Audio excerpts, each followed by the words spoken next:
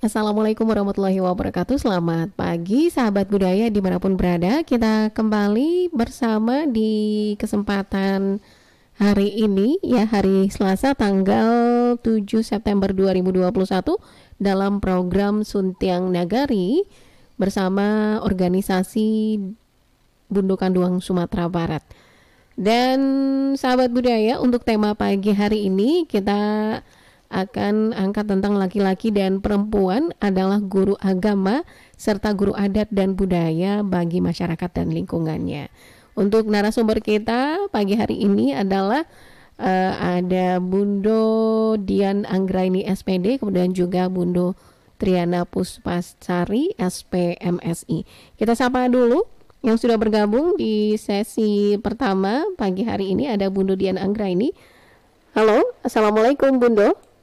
Waalaikumsalam warahmatullahi wabarakatuh. Iya, apa kabar Bunda pagi hari ini? Sehat? Alhamdulillah sehat. Bunda juga andanya sehat ya nak. Alhamdulillah sehat Bunda. Ya, untuk tema kita pagi hari ini Bunda tentang laki-laki dan perempuan adalah guru agama serta guru adat dan budaya bagi masyarakat serta lingkungannya. Untuk pengantarnya silakan Bunda.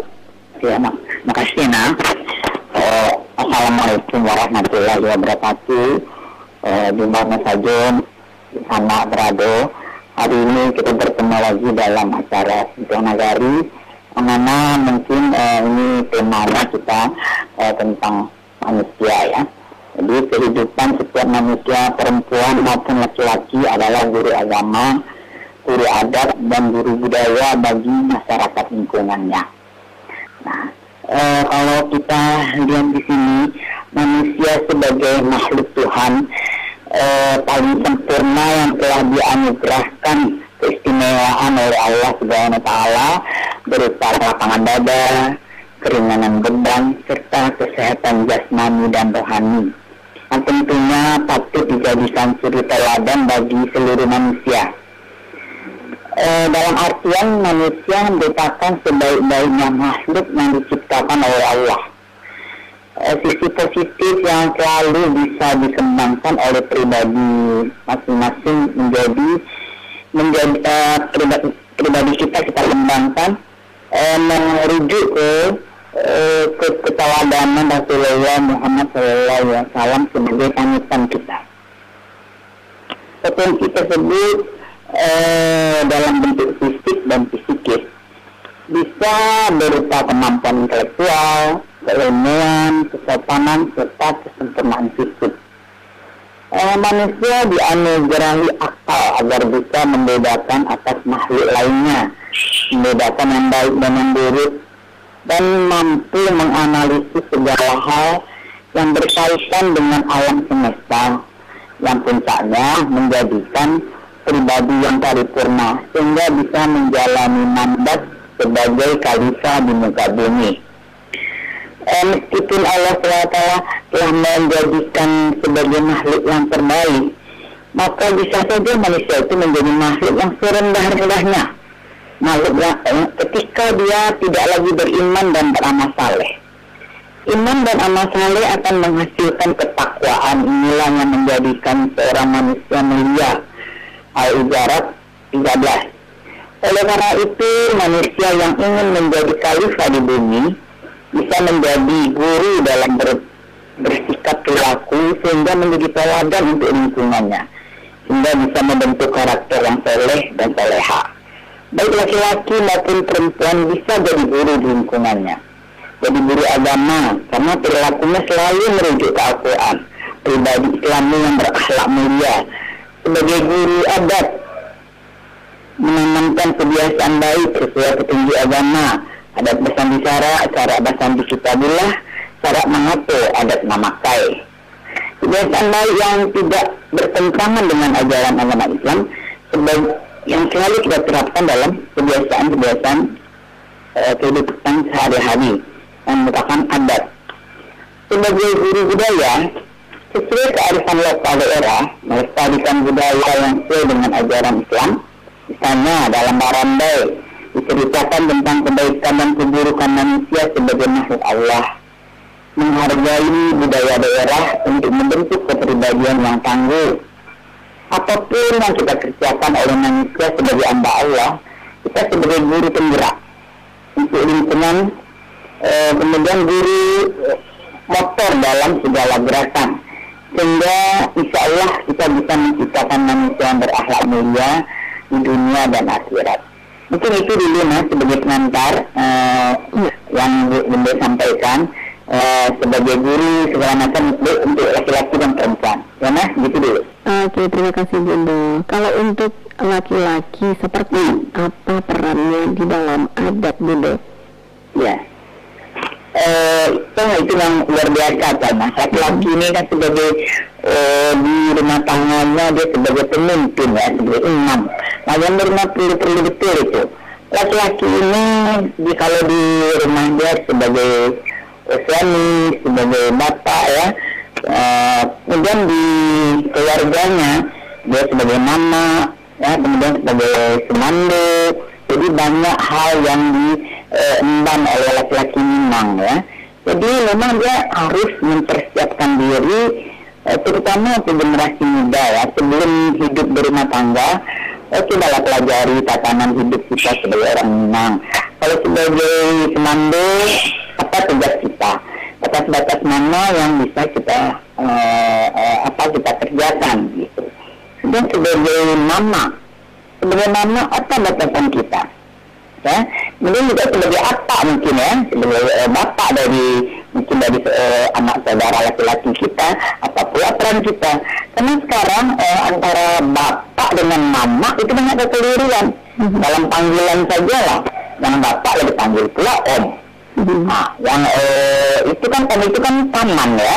Nah, jadi kalau saudara laki-laki yang punya adik saudara laki-laki itu panggilannya apa ya. Nah, jadi itu sehingga dari panggilan aja sudah salah begitu ya, apalagi dalam tingkah laku. Jadi kemudian sebagai imam di rumah tangga mungkin anak-anak kita udah lebih paham ya, apalagi pakar-pakar agama ya, ada petunjuk-petunjuk, rambu-rambu bagaimana kita sebagai imam yang akan membawa keluarga kita mau ke neraka atau mau ke surga kan begitu. Nah kemudian istri juga harus memahami bahwa suami kita itu selain suami kita dia adalah bertanggung jawab dengan keluarganya ya, bagaimana bertanggung jawab dengan ibunya, bertanggung jawab pada saudara perempuannya. Jadi kita sebagai perempuan, sebagai istri tidak bisa monopoli itu dalam agama kita kan. Nah kemudian sebagai ayah ya, nah sebagai ayah mungkin berusaha lah kita mencukupi nafkah lahir batin yang mana ini nanti dipertanggungjawabkan di akhirat kan begitu. Nah jadi tidak ada laki-laki itu yang istilahnya menganggur ya, karena sekarang banyak itu kita baca bahwa laki-laki menumpang hidup ke perempuan, perempuannya bekerja, istrinya. Nah ini dalam agama, dalam kebiasaan adat itu juga itu tidak bagus kan. Nah jadi mungkin memang berat tugas laki-laki ini nah. Di sini itu dulu nah. Ya kalau sebagai seorang sumando gini begitu laki-laki itu tentunya harus pandai-pandai membuat diri Bunda. Apalagi untuk lingkungan, untuk masyarakat di sekitar, walaupun itu bukan lingkungan natural dan tempat asalnya. Ada juga laki-laki itu tidak bisa bermasyarakat Bunda.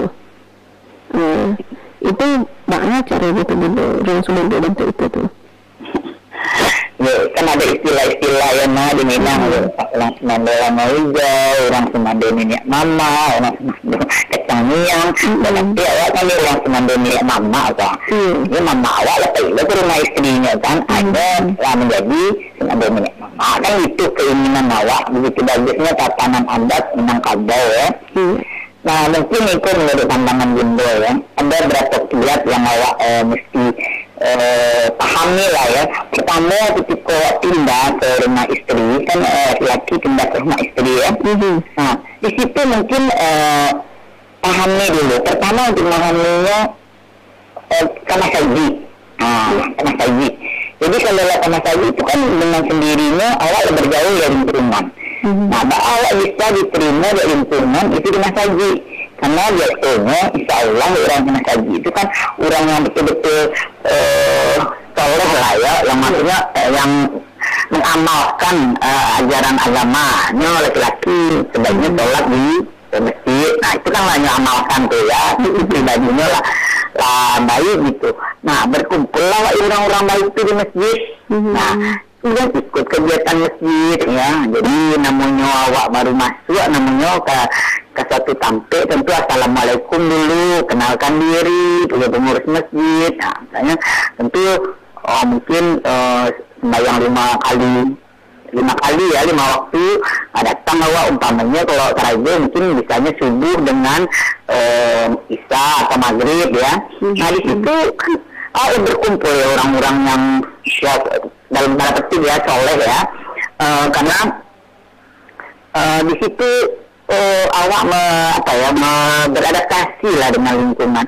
Insya Allah kalau lingkungan menerima, itu kadang-kadang biasanya apalagi kalau generasi muda ya, yang orang baru rumah tangga itu kan generasi muda yang masih penuh energik ya.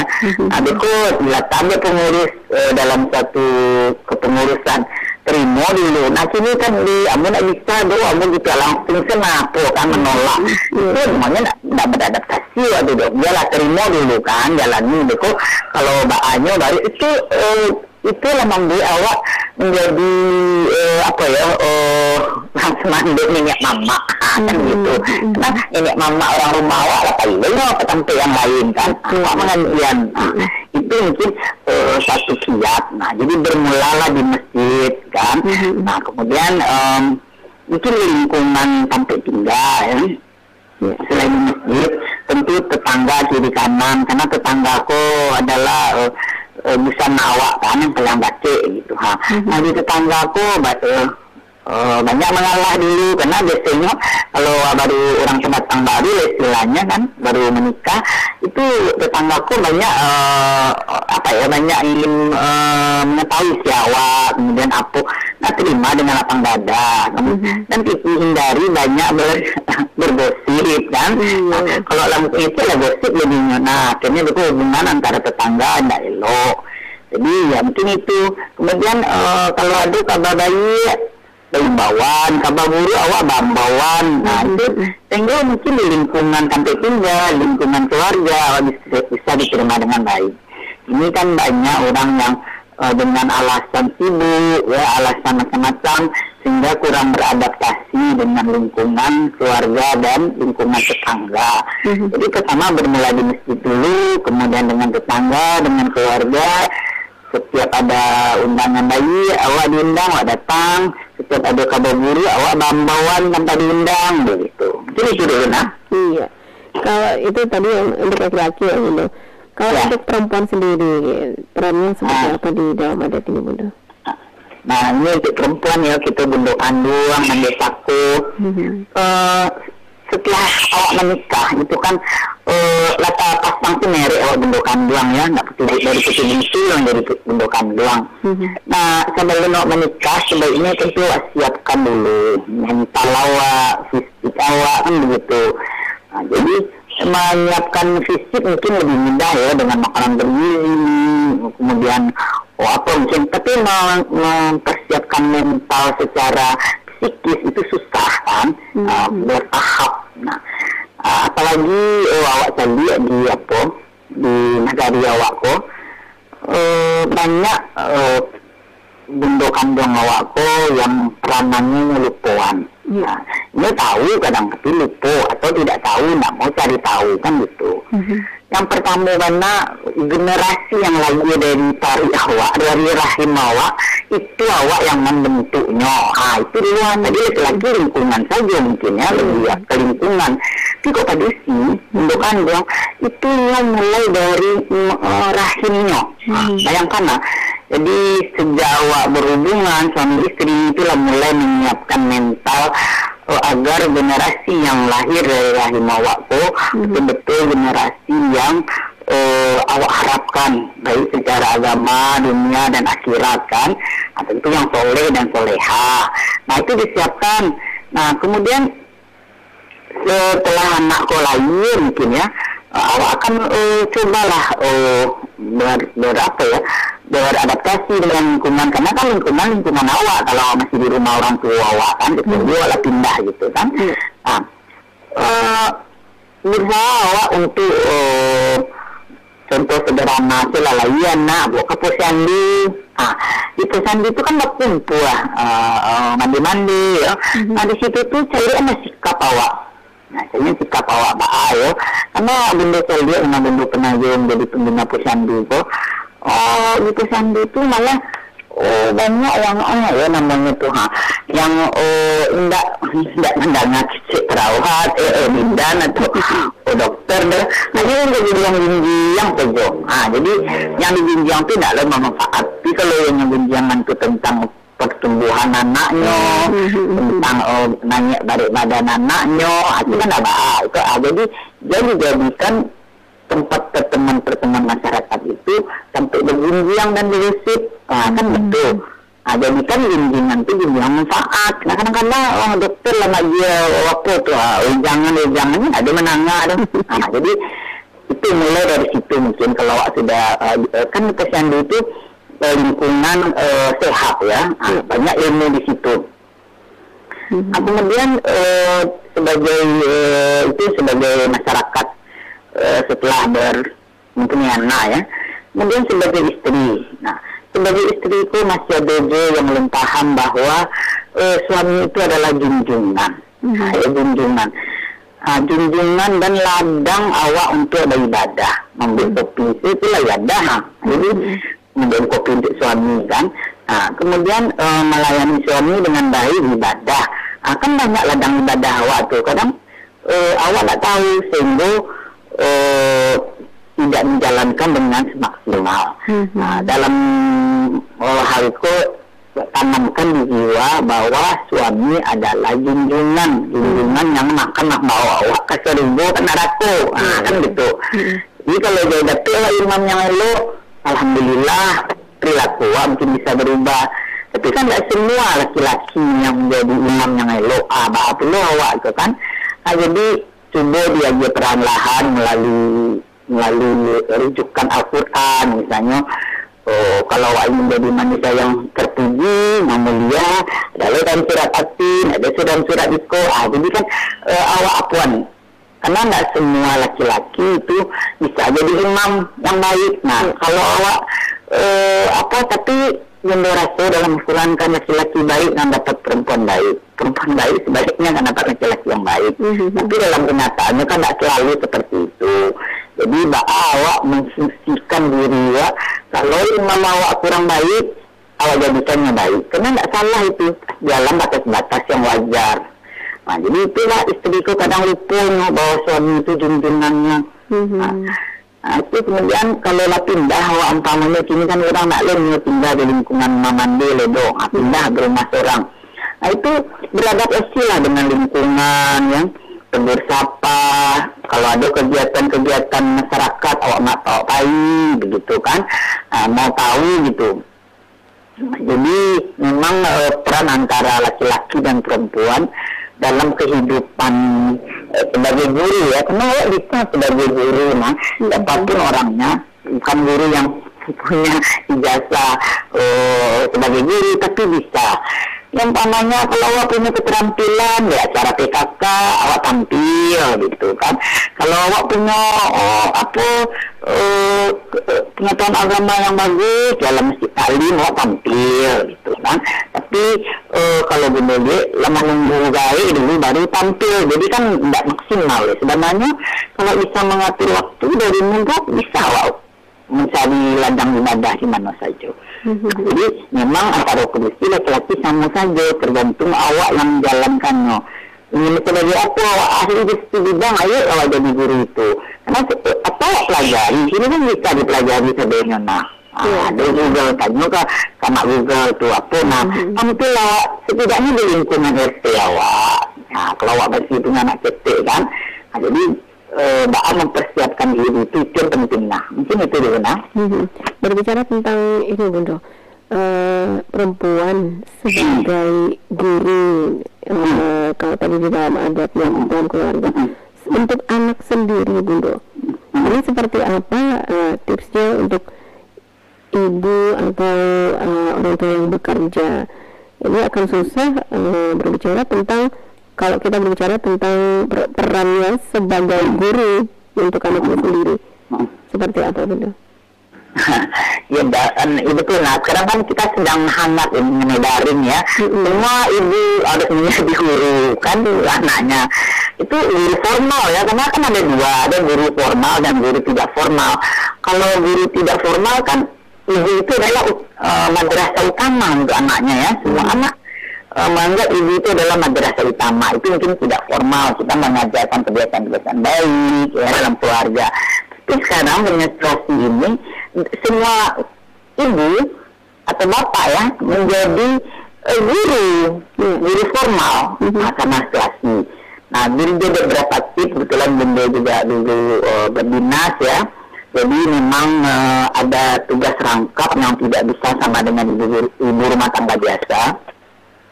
Kuncinya membagi waktu. Nah, membagi waktu dan intensitas kita bertemu dengan anak yang berkualitas. Walaupun awak bahasa udah cari anak tapi tidak berkualitas, nggak jadi gunungnya. Tapi setiap awak bertemu dengan anak, karena kan awak bakal aja, itu usahakan berkualitas. Nah, kualitas itu tentu ada beberapa tips yang harus kita siapkan. Pertama, apalagi menghadapi anak balita ya, kita mulai dari usia balita ya, itu kita fokus ke mungkin untuk perkembangan fisiknya ya, makanan yang bergizi sehingga nanti dia sehat, otaknya berkembang dengan baik. Nah, mungkin kita siapkan ya makanan-makanan yang kita tujukan untuk anak. Jadi kita belum ada komunikasi dengan anak ya, sampai anak usia mungkin sampai dia bisa berkomunikasi. Mungkin kalau udah kita 3 tahun sudah mulai. Nah, kemudian usahakan selalu berkomunikasi dengan anak walaupun anak belum bisa ngomong ya. Nah, kita katakan nanti makan yang banyak ya, disuapin uci, disuapin doang. Oh, mama ke kerayu, gitu. Kalau mama siapkan seperti itu. Ibu dulu seperti itu. Kadang-kadang ya anak-anak ya pagi-pagi itu bunda menyusui itu. Tuh masuk pagi ke sekolah kan jam 7 sampai kami lagi ini tuh lonceng apa kan. Jadi adanya main-main tuh. Nanti bunda ya Allah, buku mama telambe, buku capek lah. Tidak dirembutkan saja gitu kan. Itu mulai dari sikap itu kan, menanamkan sikap. Buku talambe buku diulang balik yo, buku mama talambe. Jadi berdialog itu walaupun anak belum bisa ngomong, kita berdialog dengan anak kan gitu. Sambil kita melepaskan anak-anak kita lah. Nah, kalau anak sudah masuk fase usia dini yang udah sekolah PAUD, itu kalau benar dulu ya, karena tidak ada yang benar ingin anak dengan pembantu, ini masuk ke playgroup. Playgroup itu kan dulu kan playgroup belum ada ya, pendidikan usia dini itu belum ada. Masuk ke playgroup, cari playgroup yang betul-betul Islami. Itu memasukkan ke itu kan ke yang di Padang Baru itu, sekolah yang Pak Iwan Presno punya itu. Nah, itu benda di situ masukkan playgroup. Anak itu ketika itu usianya baru 3 tahun ya, ngomong juga apa. Nah, di situ diapakanlah kebiasaan-kebiasaan baik sambil nitip anak begitu kan. Ya, jadi kalau tidak semua kita bisa mengerjakan, kita bisa minta tolong melalui pendidikan, tapi pendidikan yang betul-betul terakreditasi. Karena tidak semuanya lihat ya, ada PAUD ya, mungkin tidak disiapkan karena PAUD itu dulu awalnya kan hanya kader ya, bukan guru. Nah, padahal untuk PAUD itu dasar. Ada yang guru itu sendiri kepribadiannya tidak bagus, ini akan apa ke anak kan, akan mengimbas begitu. Jadi pilihlah sekolah-sekolah yang terakreditasi dan kita tahu bahwa itu lebih ke Islami gitu. Nah, kemudian kalau dia udah remaja, itu memang nggak sulit. Nah, kalau remaja ini karena pubertas ya, SMP, SMA itu memang nggak sulit. Kita mesti berperan aktif ya. Kemudian ketika kita nanti menjemput rapot, kadang-kadang ya Bunda ketika itu jadi wali kelas, ada orang tua yang ambil rapot tidak pergi aja lagi, malah kita wali kelas yang banyak ngomong, dia ada tanya-tanya. Nah ini salah besar. Kita tanya tentang anak kita ke wali kelas. Sekarang kan juga ada tuh komunikasi walah dengan orang tua, kan ada grup WA-nya. Sering-sering ya berkomunikasi, tanyakan tentang perkembangan anak kita, baik secara intelektualnya maupun secara kejiwaannya ya. Nah kemudian sekali-kali pergi pula mampir ke BP ya, bimbingan karir ke DK ya. Nah tanyakan di situ karena ada orang dulu kan belum ada komunikasi PA ya. Nah Bunda lihat ada orang tua yang selalu memperhatikan anaknya, jadinya selalu ditanyakan. Itu alhamdulillah anaknya memang luar biasa ya. Itu apa nih survei kecilan lah Bunda buat, itu menjadi anaknya baik secara ilmu pengetahuannya maupun secara kepribadian agamanya ya. Tapi ada orang tua yang cuek aja, merasa anak ini selalu beban. Nah ini yang susah kita mah. Jadi kita selalu mengikuti perkembangan anak, itu yang penting. Baik itu perkembangan jiwanya maupun perkembangan intelektualnya ya. Tapi ada orang tua yang lebih ke intelektual saja. Nah, jadi kalau dapat ya seiring jalan perkembangan intelektual dan perkembangan emosi jiwa anak kita. Nah jadi memang sebagai ibu itu sangat berat luar biasa. Tapi kalau dijalani alhamdulillah dia jalan. Nah insya Allah. Dan sebelum kita ke sesi kedua nanti bersama Bunda Triana dulu satu dari pertanyaan dari Bunda. Dari Lia di Terendam.